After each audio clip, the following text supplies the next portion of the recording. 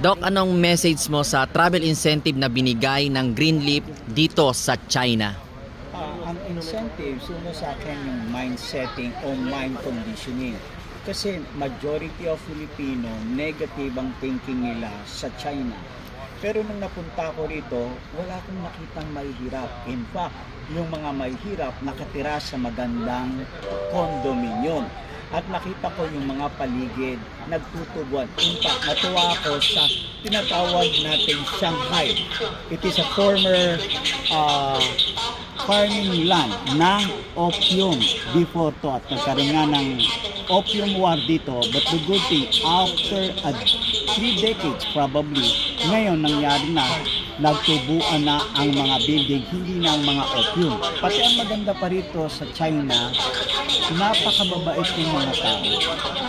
Kumbaga sa nandun yung respeto, nandun lahat. Now, kaya dito pa, natuwa pa ako, sumakay kami sa Dragon Restaurant boat. At yung boat na yun, pumunta pa sa river ng Shanghai Pan.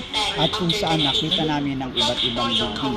At nagpunta rin kami sa isang mataas na building kung saan nakita namin ang halos kabuuan ng Shanghai. At ang pagkain, kakaibang pagkain. Siyempre, buffet kami talagang nasa Shanghai ka, pero naghahanap ako ng lumpiang Shanghai. Wala akong nakita. Now, at ang maganda rito, I hope one day mapunta kayo rito. We need to understand what John Naisbitt said. Today, it was 1990s nung sinabi niya ito. You need to think globally but act locally. But the good news now, the manufacturing plant of Greenleaf now is in the Philippines and spreading their good news.